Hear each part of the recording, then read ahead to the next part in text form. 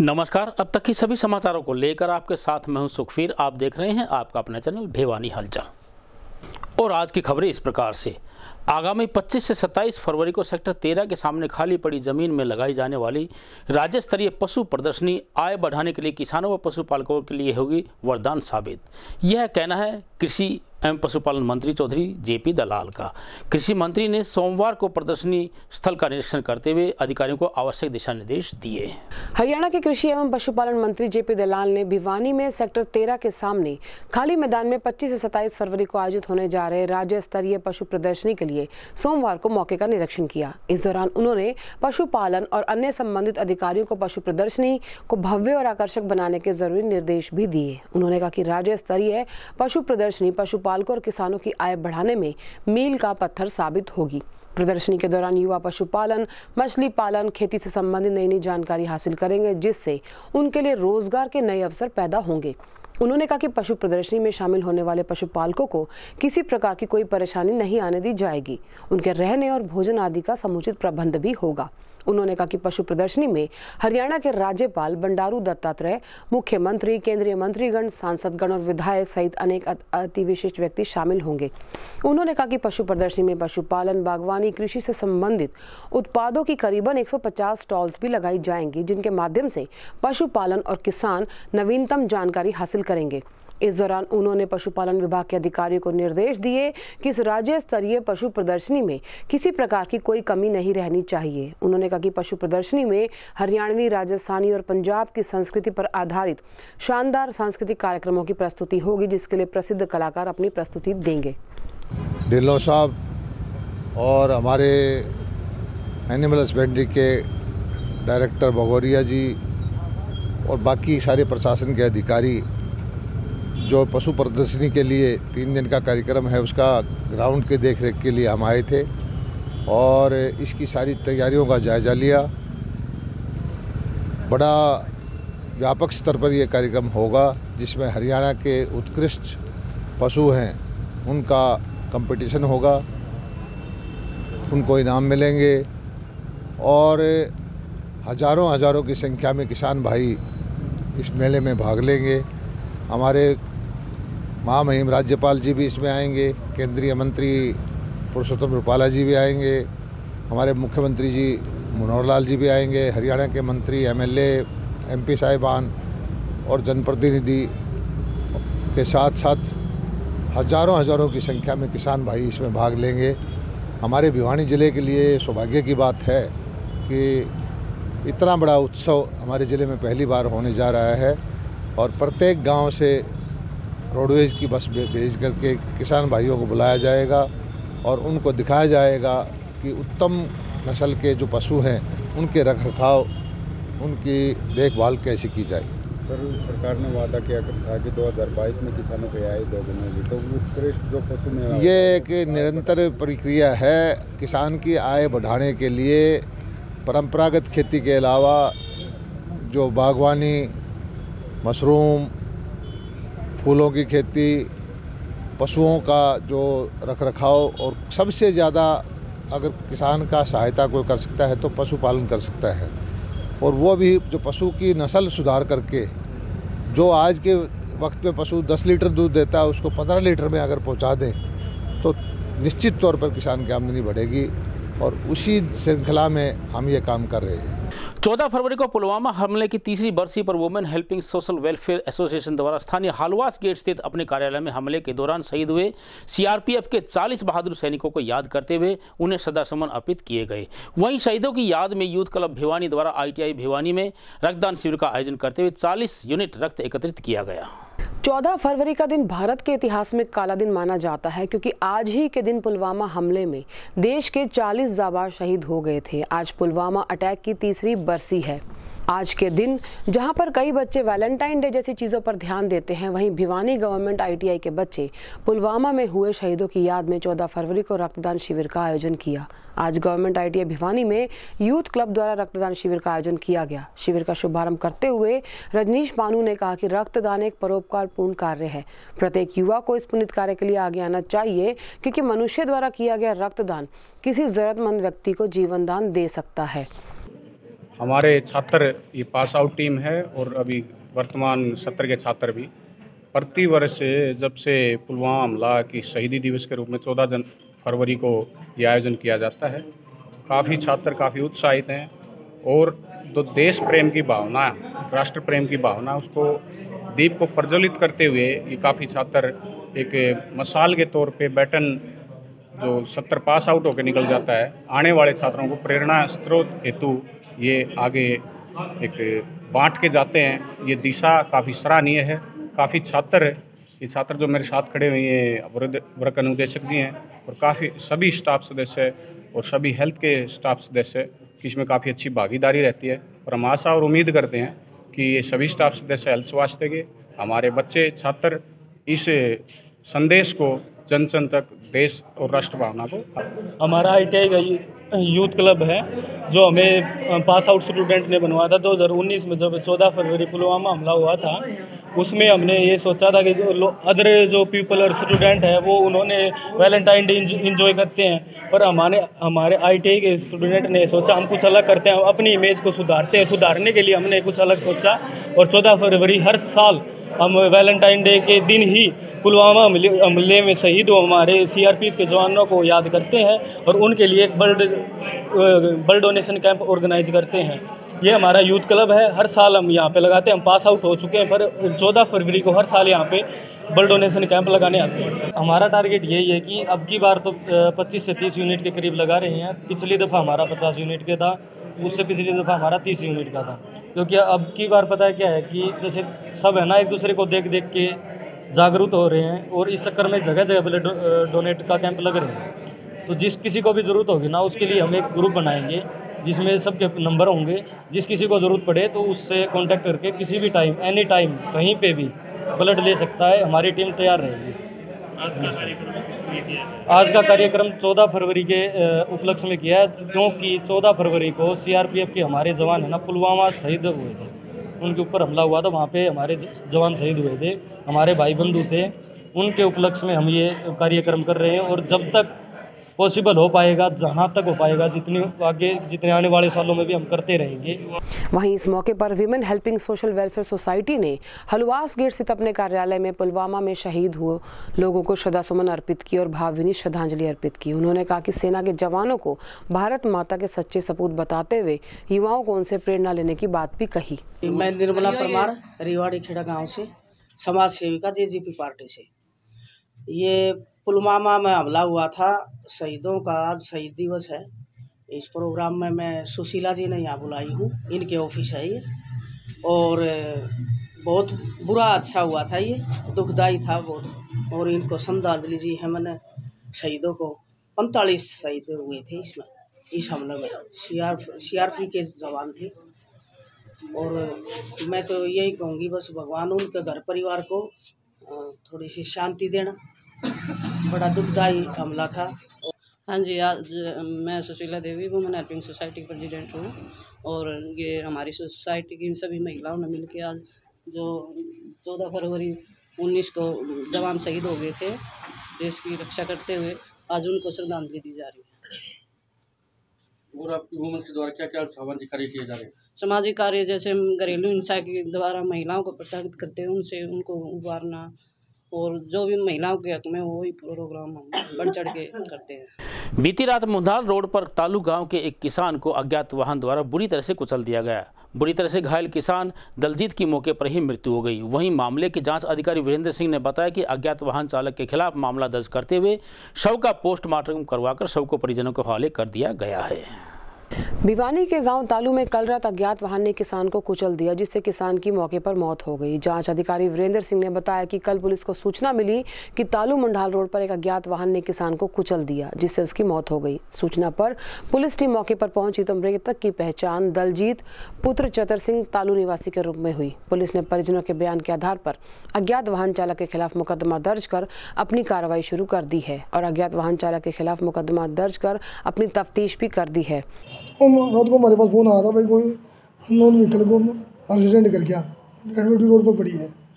मौका पहुँचे, वहाँ पर मौके पर एम्बुलेंस भी आ गई थी, उसमें डेड बॉडी को डाल के जीज में भेज दिया था। न्यूज़ से मका के पूछा कि उसमें पता लगा भाई ये तो दलजीत सुरभचंद्र सिंह वासी तालू है, जो खेतों में मकान बना के रहता है, जिसकी उसके भतीजे की बयान पर पोस्टमार्टम की कार्रवाई की जा रही है। 174 मुकदमा दर्ज कर दिया नॉन व्हीकल के खिलाफ एक्सीडेंट का पोस्टमार्टम करवाने लग रही है। 4 लड़की और 1 लड़का है। लड़का छोटा है, 14 साल का है, लड़की चारों शादीशुदा है।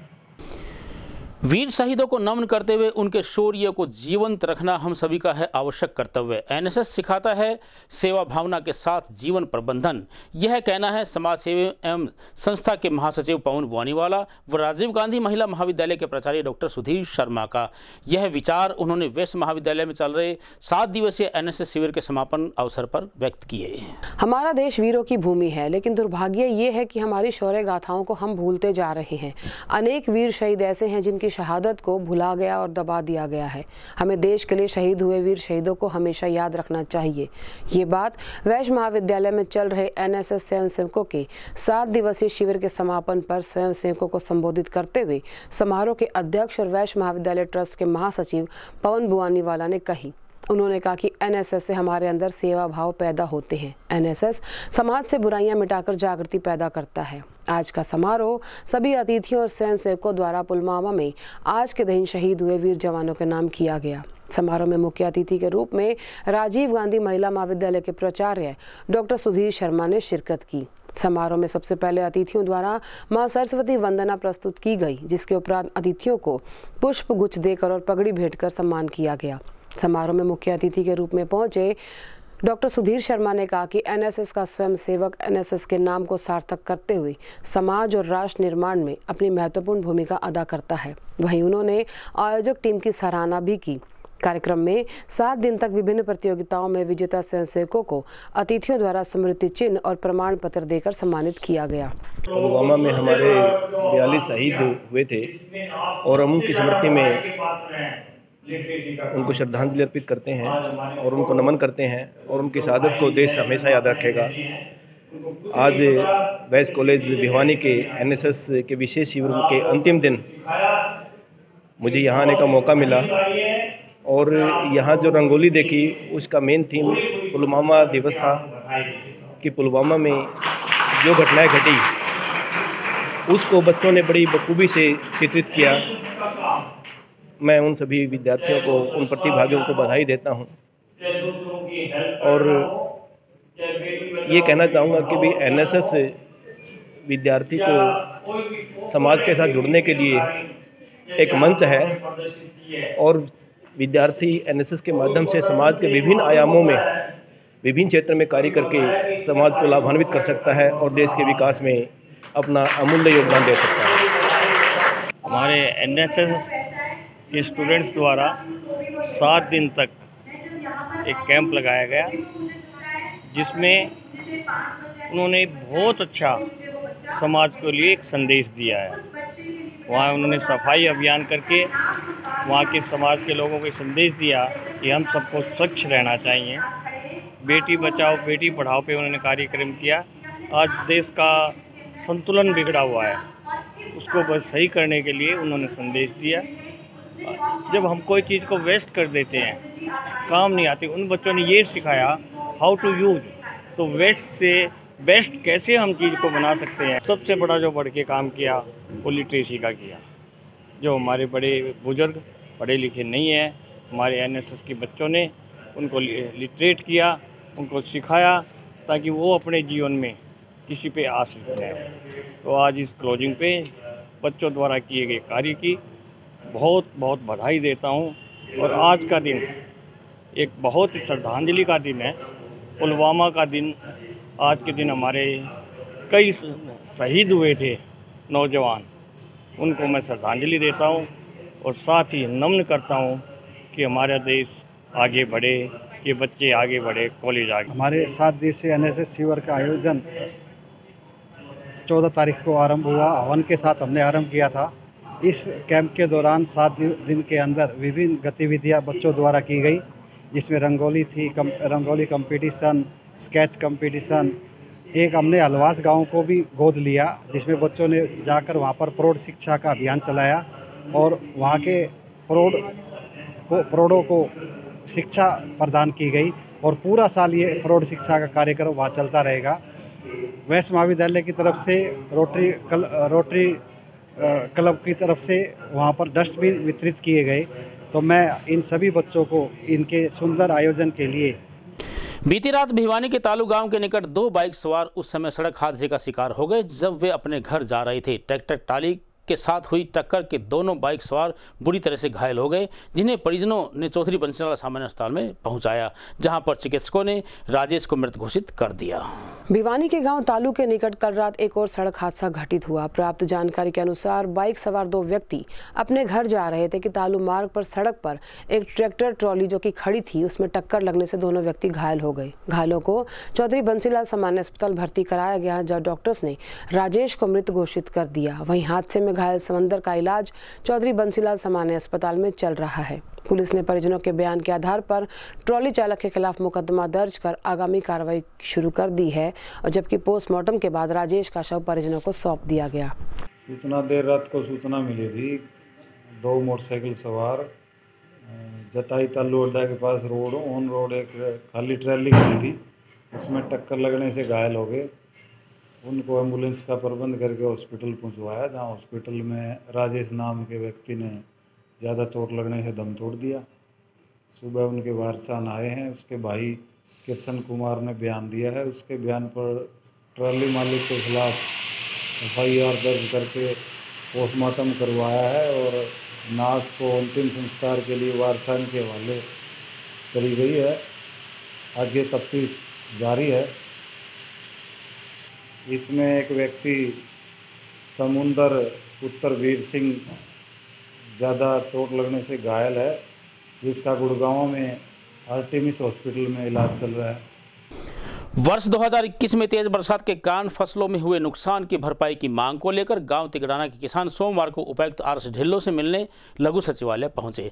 अपनी मुलाकात व एक ज्ञापन के माध्यम से उन्होंने उपायुक्त महोदय से फसलों के नुकसान की भरपाई की मांग की। आज तिगड़ाना के ग्रामीण जिला उपायुक्त से मिलने लघु सचिवालय पहुंचे। उन्होंने बताया कि 2021 में तेज बारिश आने के कारण उनकी फसलों का नुकसान हुआ था, जिसकी भरपाई के लिए उन्हें मुआवजा नहीं मिल रहा है। उन्होंने कहा कि 5 महीने बीत चुके हैं, लेकिन अभी तक उन्हें किसी ने कोई मुआवजा नहीं दिया। उन्होंने कहा कि सभी ग्रामीण खेती बाड़ी करके अपने परिवार को पालते हैं और उनके पास कृषि के अलावा कोई अन्य व्यवसाय भी नहीं है। उन्होंने कहा कि बारिश के कारण जो नुकसान हुआ है उसका मुआवजा उन्हें मिलना चाहिए, क्योंकि उसमें उनकी पूरी फसल खराब हो चुकी है। ग्रामवासी तिगड़ाना, मेरे साथ मेरे गांव के सभी समस्त तिगड़ाना वासी उपायुक्त महोदय से पेश होने के लिए आए हैं। यहाँ पे हमारे गांव में बेमौसमी बारिश 2021 में जो सितंबर के महीने में आई थी, उससे गाँव वासियों की सारी फसल बर्बाद हो गई थी। कपास था, बाजरा था, कपास थी, अन्य फसल जो भी थी, उसकी गिरदावरी तो गवर्नमेंट ने करवा दी या नहीं करवाई उसका हमें पता नहीं है अभी तक। और जिससे जो नुकसान हुआ है फसल से, हमने उसका मुआवजा चाहिए है। जमींदार उसकी भरपाई कर नहीं पा रहे हैं, जो कि किसी से कर्जा ले लिया, किसी से 2% पे लिया, और वो जो कर्जा है, कर्जा वाले क्या कह रहे हैं इसके बारे? क्या अधिकारी क्या कह रहे हैं? अधिकारियों से पहले मिले थे, DC साहब से उन्होंने आश्वासन दिया था, जिस पे अभी तक कोई कार्रवाई नहीं है। आज तिगड़ाना गांव की पंचायत आई हुई है, जो 2021 में फसल खराब हुई थी, कपास, मूंग, बाजरा और सारी जो भी फसल बोई थी वो लगभग हमारी सारी फसल खराब हो गई थी। और DC साहब ने मुआयना भी किया था हर जगह। और जो बीमे नहीं हुए थे हमारे किसान भाइयों के, हम सरकार से और उपायुक्त महोदय से यही रिक्वेस्ट करेंगे, जिनके बीमे नहीं हुए उनको भी मुआवजा दिया जाए, और ये रिक्वेस्ट करते हैं DC साहब से। भिवानी के निकटवर्ती गांव गोविंदपुरा में जमीनी विवाद को लेकर 2 पक्षों के बीच झड़प हो गई। झड़प के दौरान 3 लोगों को घायल अवस्था में आसपास के नागरिकों के द्वारा जिला सामान्य अस्पताल में पहुंचाया गया, जहां पर चिकित्सकों ने उन्हें PGI रोहतक रेफर कर दिया। वहीं पुलिस ने मौके पर पहुंचकर विवाद को शांत करवाया और उनसे पूछताछ आरंभ कर दी।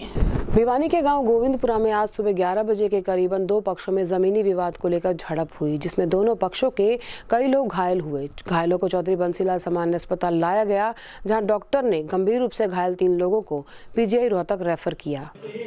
हमने 10:30 बजे 112 नंबर पर भी कॉल करी थी, पुलिस भी आ गई थी। जब भी इन्होंने हमारे खेत में कुत्ते गाड़ने से मना वो नहीं किया, पुलिस ने भी नहीं मना करा कि भाई मत गाड़ो तुम लोग, ठीक है। ये कम से कम 20-30 आदमी थे, हम घर पे नहीं थे, हमारे बच्चे थे 2 छोटे-छोटे वहाँ पे। इन्होंने हमारे खेत का तार खींच दिए, बावजूद मना करने के बावजूद भी नहीं माने ये लोग।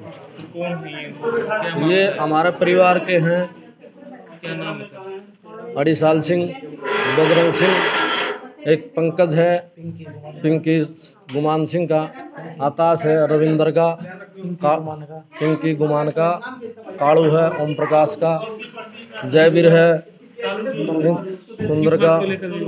ये फुट्टे काट रहे थे, हम मना कर रहे थे इनको।